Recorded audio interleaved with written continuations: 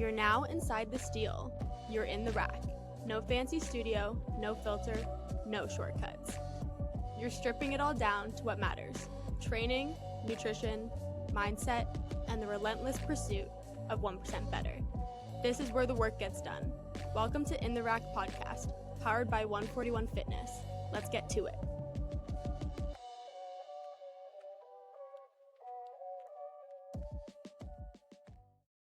All right, crew, we're back. Episode 12 of In the Rack podcast, powered by 141 Fitness. Today, we're going to be talking a little bit about how I set up my training sessions, my macro cycle. I got them all listed here. I got a mesocycle. This is kind of how I program for people ongoing.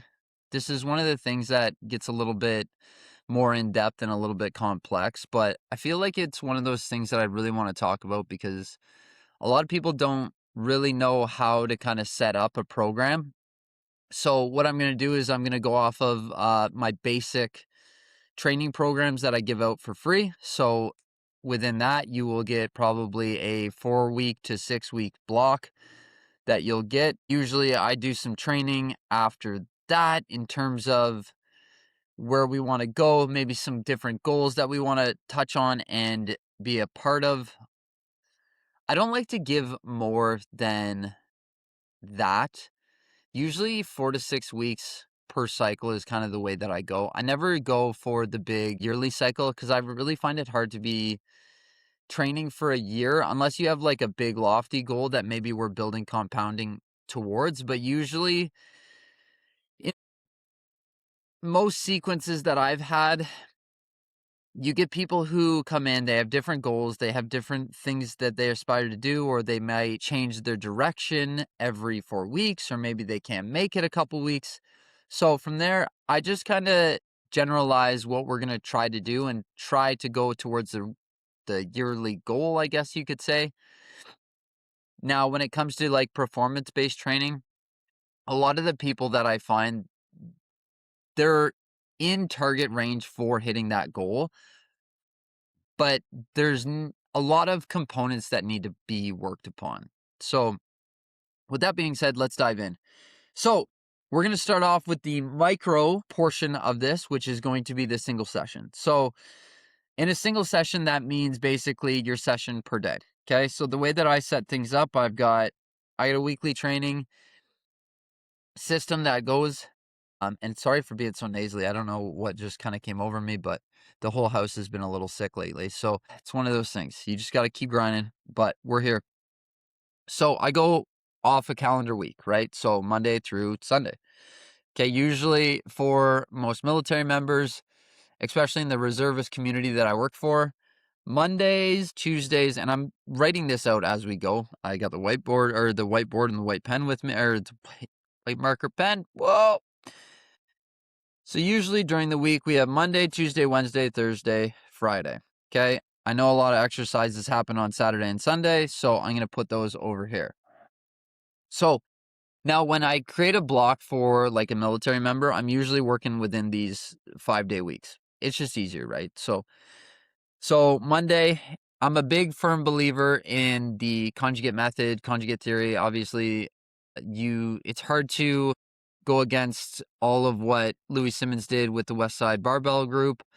Yes, that is powerlifting, but I do find that most people need that type of organization and training in order to be a little bit better within. And it's easier to kind of hit, right? So if you have somebody who's working 4 days a week or 5 days a week, then it's easier to kind of go about doing a conjugate with a heavy upper, heavy lower, dynamic effort, lower, dynamic effort, upper, right? It's just a little bit easier. And now you can take that down a notch too, is say if you got only like a client that's doing 2 days a week, maybe you have a heavy day and maybe you have a dynamic day and they're both full body days. There's different ways to go about this, but for the sake of the military that I work with majority of the time, this is what is going to happen. Okay. So we got our Monday training. So I like to, depending on if you're a parent or not, I know this kind of sounds weird, but for me, as soon as I started having kids, Mondays were a write-off for training. So usually I had to rotate in whether it would be an upper or a lower heavy day. And usually once I was running around with the kids and stuff like that, I started to notice that my legs had more fatigue than anything. So what I did with that is that I changed. Now the Monday is going to be upper heavy. Okay, this is just kind of how I go about things. Now you'll get your one main movement, which would probably be like a bench variation or something like that, a pressing variation. Sometimes I can interchange it with a back variation if I really want to try to build up their back. And maybe the client of mine has like a pretty decent bench, but I really want to build up the stability. So maybe I'll interchange that. So that's kind of my session of how I do that. So let's break it all down in terms of how I would do a session. I've got my handy dandy eraser towel here. So we're going to go how I set up my single session. So what I first start off with is obviously a warm up. Now I've really adopted the winning warm ups. So with that being said, a lot of it comes down to I pick 3 different exercises that are probably most likely the weak point. So 3 exercises. So let's say kettlebell swings, because I like to put in a lower body activation with my upper body, like 3 sets. I just find that it really helps out. And if I can get those glutes activated, it's going to really help on the bench and stuff like that, right? So that's kind of how I do it. Now, Matt Wenning has promoted his Wenning warm-ups as 3 sets or 4 sets of 25 reps, right? So there's a literature behind that. Matt Wenning's a super smart guy, so I'm just going to take what he says and I'm just going to run with it, okay? This has also helped me a ton in terms of like building up my GPP and stuff like that. So I usually pick a weak point. So if I'm doing upper body heavy day, that's what we'll label it. So I'll do kettlebell swings. So 25 of those. I will do maybe a push-up variation. So lightweight push-up, maybe it's an explosive push-up off a bench, which is what I'm kind of looking for. So push-up. And then I'm going to go into probably a bigger like pressing motion, depending on if it is.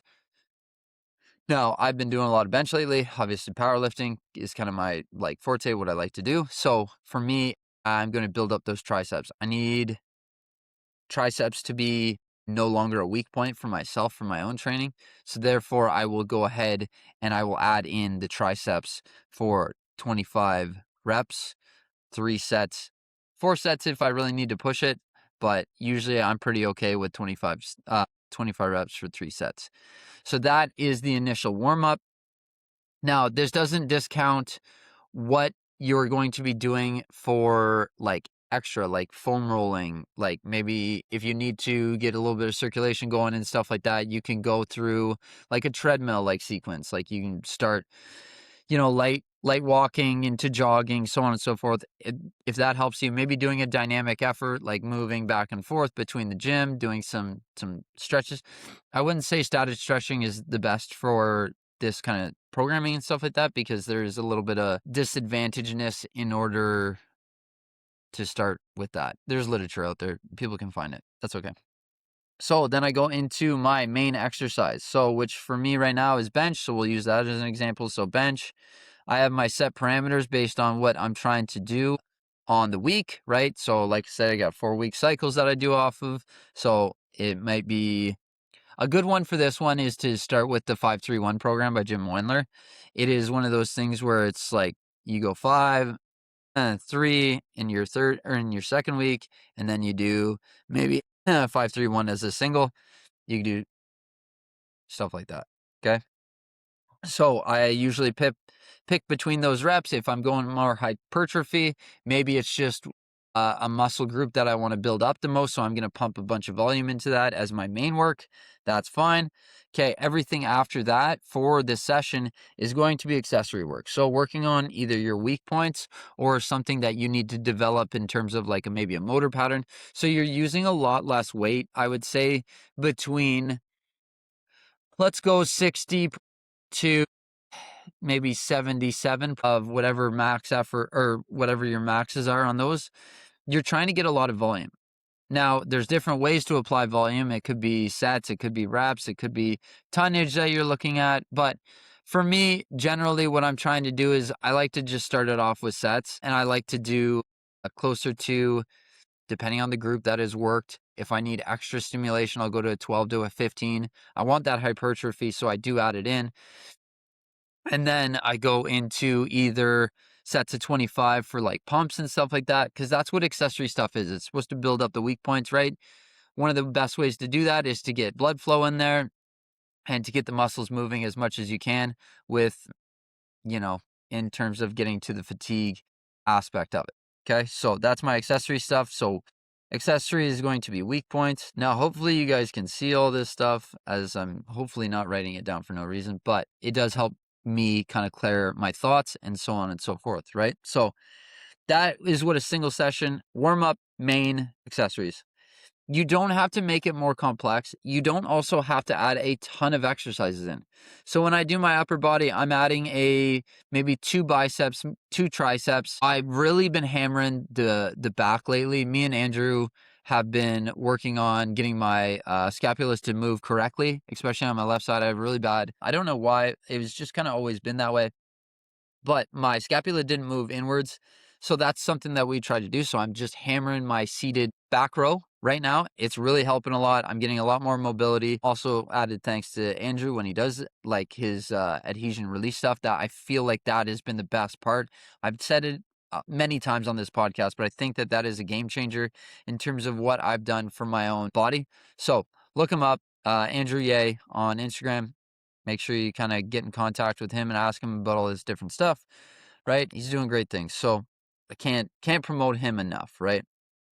So with that, now that we're done that session, that's basically how I lay it out. So now in terms of my week, how I'll do it is I don't add too much conditioning into my single sessions, because I do have another session during the week on the Wednesday that is dedicated to my conditioning program, because that gives me a nice break between the CNS that I'm stimulus that I'm getting from the heavy barbell work. So it gives me a nice rest. And then I go into my dynamic effort days, right? So we got the Monday, and here's my week again. Tuesday, so upper heavy, lower heavy.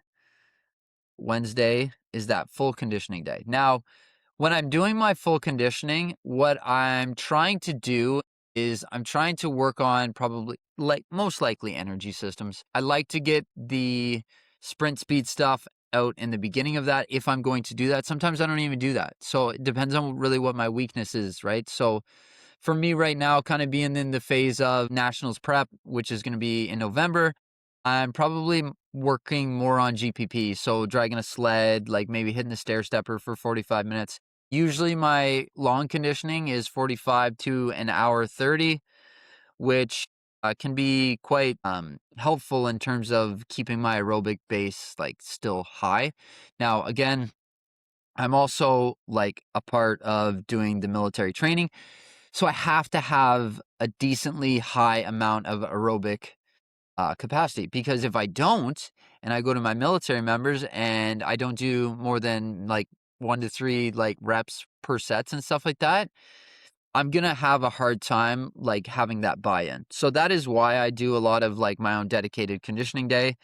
It might seem long. It might be like more muscular endurance based stuff. I vary it just to keep it interesting, because I get bored of conditioning really fast. And that's the easiest way to kind of keep it up for me, is to just keep going.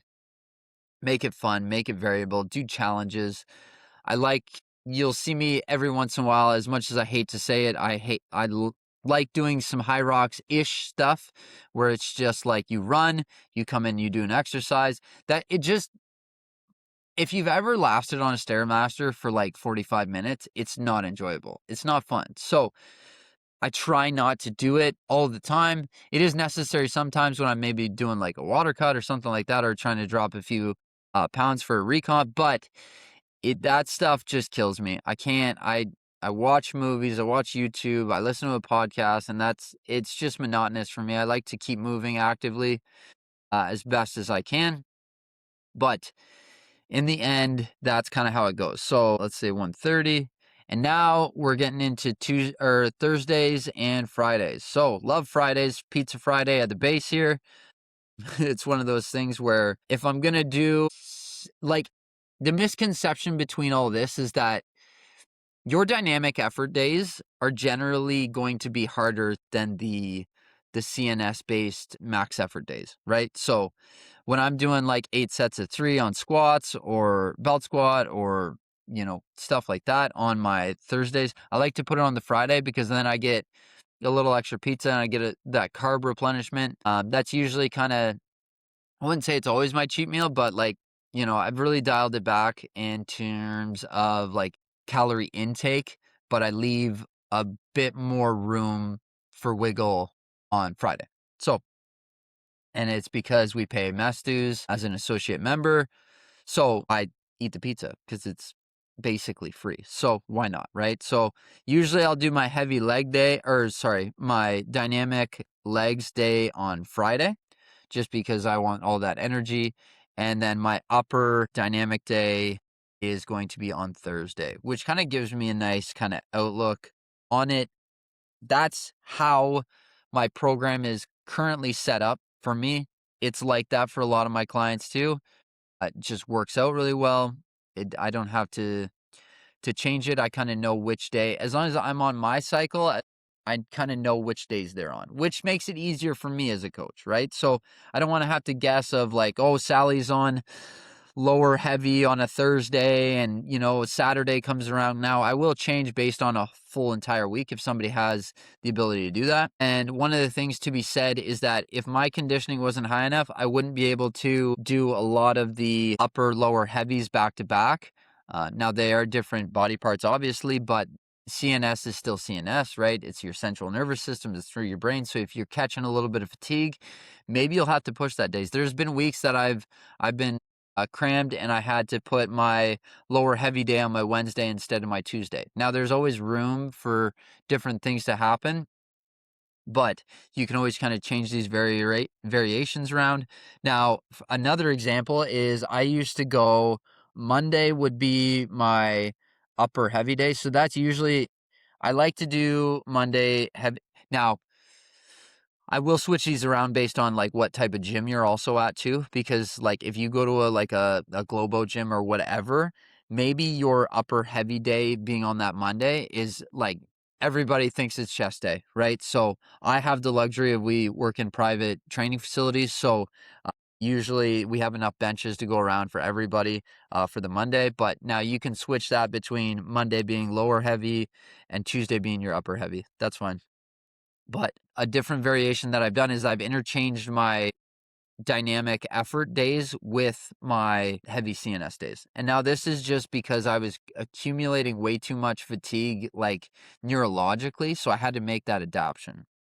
So when it comes to that, I would do Tuesday would be a dynamic lower day, right? So that was me. I'm usually pretty consistent about my Wednesdays with the conditioning. So we'll put conditioning down there. And then Thursday would be my heavy lower day. Now it is weird that it is going back to the end here where now I got a big gap, but that's okay because sometimes I'll throw in conditioning. Conditioning might be like 100 push-ups or something like that. Again, remember I have to be able to do all of these PFSCs for selections. I have to be the baseline for what fitness is at the base. So that is why I like my conditioning needs to also change. So now you can also change where maybe on the Tuesday I come back in and I'm like, oh, like I want to do, dynamic upper, right? So that works out. So you got like that 72-hour window for recovery. So you're okay. You get some stimulus after that, these are the kind of things that I've had to kind of mitigate. And I've got to actually find what's good for me because not everything is going to be correct. Maybe I catch an injury here or there. Like stuff happens, shit happens, right? So we need to be able to focus on the task at hand and we need to manipulate our training during the week. So that is particularly how I go about doing things. I rotate bars and stuff like that in between different movements, so on and so forth. This kind of keeps it a little bit, and I found that to be a lot better in terms of how I go about my training. I'm not as fatigued as much when I'm rotating out specialty bars like SB bar. Now we've got a belt squat at the base, so I'm doing that a little bit more instead of maybe just hitting that squat bar every time I go to do legs. Like it makes a huge difference. One of the bars that I also have too is the football bar that I use for bench, and that takes a little bit away from my shoulders, my chest, right? It puts it into the more like close grip position so that you can like target a little bit more triceps and like your pecs a little bit more in a different variation, and it doesn't chronically fatigue you from benching every week, right? So that is kind of how I go about that. Okay. So the other thing that I like to do, and now I try to, here's a big misconception, is that a lot of people will put their core work in at the end. Come on. Like, unless you got a trainer yelling at you like I do with Dill to do your core at the end, or that I do with 31 Brigade, like you must do core at the end, like that's always the finisher. There's a good chance if you're independently programming, you're not going to put your core stuff in at the end of the day, right? That's the first thing you're going to skip. Oh, I got a phone call. I'm out of here, right? So that's one of the things where, yeah, sometimes I like to use it as the winning warm-ups, excuse me, is that I put my core work in there so that I don't have to worry about missing my core, because core foundationally is what's going to carry you along a majority of the way. More people do actually need to learn how to brace and how to actually use their abs. It takes away back pain, so on and so forth. There's so many benefits towards it. So, all right. Moving on. Okay. That pretty much covers the mesocycle. The macrocycle is accumulation of like 4 to 6 weeks.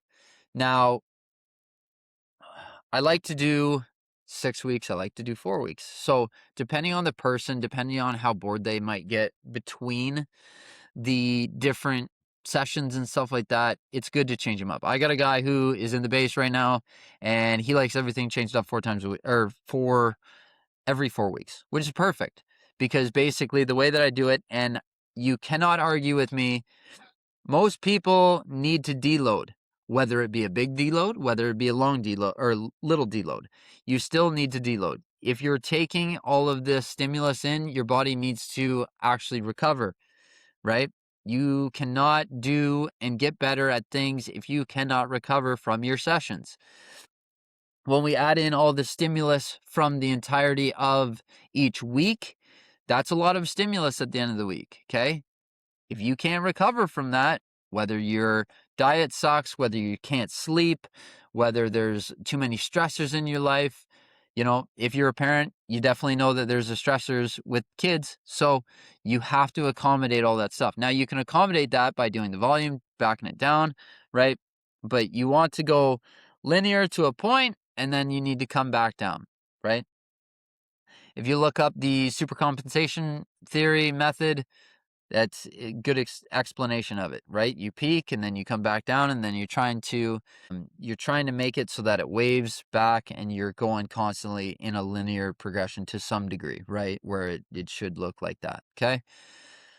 So with that being said, deloads are important to me. I know they're important to a lot of people. Now, you can have a little bit of fun with deloads, is that maybe you hit a little bit more conditioning so that you can, as a coach, you can like not trick people into doing more, but to some degree, if you add in a little bit more of like challenge sets or stuff like that are low stimulating kind of like continuous exercises, it's an easier way to just create a deload week without somebody knowing that it's deload week. Or you change the whole thing specifically so that you're not doing as much over the week in terms of load, volume, type, frequency, so on and so forth, right? So that's one of the things that I will say for that. But when I do 6-week methods, I'm going a deload I do usually 1. So if I'm going 6, like 3 is going to be a deload.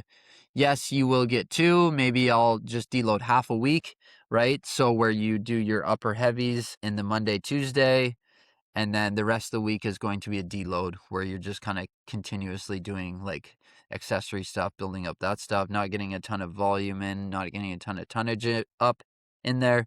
And then that would be how I do it.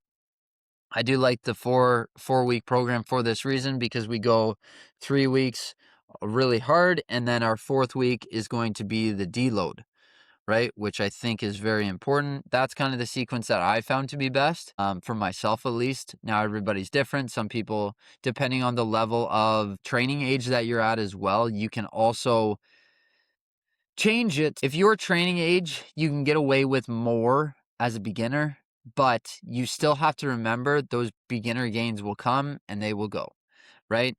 The longer you train, the more fatigue that you will incur, and then therefore you will have to eventually back down.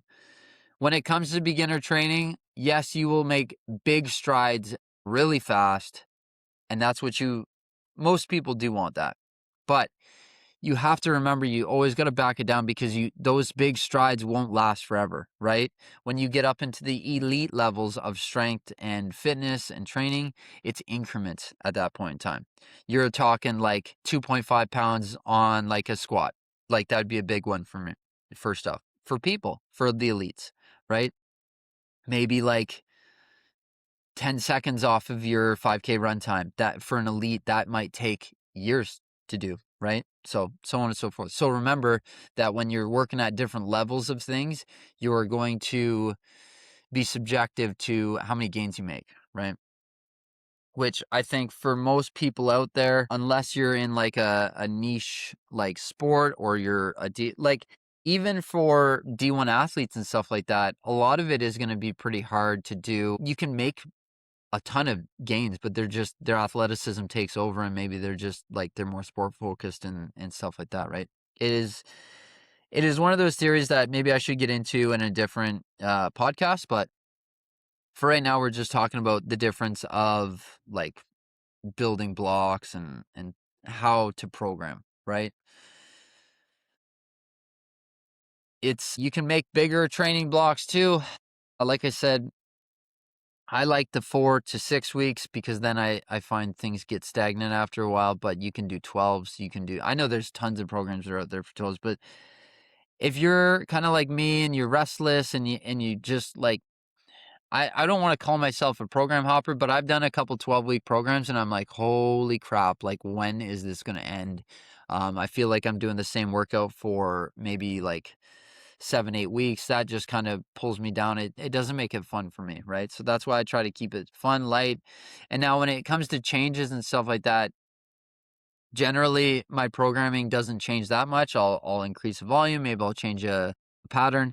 Now you need to be able to do things for a long duration of times consistently in order to get better, right? We've always said that, but you have to like get better at things. Like we have people goblet squat, like, maybe you're on a 6-week training plan to do goblet squats, and until you get proficient enough, or I can change things here and there, but it's just a matter of like, are you comfortable? Does it look right? What is everything feeling like? Is it worth going to a barbell? Maybe you're not a person who really wants to load their spine up. Maybe we'll just stick to goblet squats. Maybe we'll carry on to a belt squat, stuff like that. There is some form of linear phase, and I'm not stuck in my ways of conjugate where I have to change up the rotation every week. I'm just saying that there's a lot of added benefits to that, right? At least what I've found too, right? Especially within the military, you would think that the military kind of knows how to train, but when it comes to the like learning the fundamentals and going about different ways of how to train and stuff like that, we're slowly getting out of the fact that running is not the end all be all for training for the military anymore, and that strength is actually like required and needed, especially with the amount of rucking that people are doing nowadays. So that is pretty much how I do it. It's nothing too crazy. I knew this one was going to be quite short, but hopefully you kind of understand where I go. Now, when it comes down to, I guess the biggest one is the yearly training cycles, is we got to be able to compound all of those 6 weeks blocks first. it's going to be so hard for some people to try to do that and stay consistent enough that they're making the gains, right? We can always get in a good rotation and maybe it'll last like 6 months, but in terms of most people, they don't generally stay on plans for more than 6 months, which maybe it's I've had now, I digress because I've also had clients who have been with me for years, so 4 or 5 years. I think Dill has been with me for about 4. Jenny has been with me for a bunch of years too. But now I'm starting within the military to actually get where people have been on a training plan for more than 2 years, which is great. We're making great strides. My 31 Brigade group, the HQ group it's been subtle, but I think when looking back on performance and stuff like that, it has been way better than it was in the past. And that's because now we're bumping up to 3 times a week, which is great. I think it's most necessary. A lot of these people are not training any other days of the week. So they come in, they do my class. We try to accommodate what we have for space. What we have, you know how hard it is to strength train 30 people in a 1-hour class. It's really tough. So a lot of it is bodyweight circuits, but people are getting stronger, people are getting faster, people are getting better on their force test, which is incredible, right? That group has been working their butts off in order to be one of the top groups for a little bit now. So it's fun, but it just goes to show that when I offer classes on Mondays and Fridays for 2 years, and now we finally get to a 3rd class this upcoming year, we're going to start seeing some benefits, and it's already shown a lot, and couldn't be happier about it. So hopefully this camera situation did work today. That's basically where I'm going to end it off. I don't want to go too long because I feel like I might miss half of you in terms of staying on this long. If you have listened for this long, thank you so much. We do appreciate all the support. It's been hectic. I know episode 12 recently has taken some time to get out, but life happens, and we're busy. We're sick this week. I'm trying to get back to it. I want to do some more. The podcast with Jade was amazing. We got some great feedback from everybody. I really appreciate that. And even today, look at where we are. We are in the rack today. This is the first time that I've kind of done a solo in the rack, legit in the rack in a while. So it's been great. I'm loving it. This channel has been getting some traction. I'm hoping to get some more people on it. If you know anybody who you want on or you want to hear from, let us know. The next episode 13 is most likely going to be a Q&A. So if you have any questions, feel free to submit them in. I will try my best to answer them.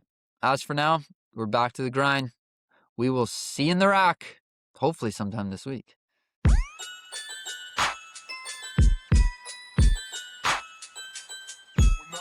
Swagging every day around your people know you frontin'. Telling me you got it, you must be fluent nothing. Swagging every day around your people know you frontin'. Telling me you got it, you must be fluent nothing. Swagging every day around your people know you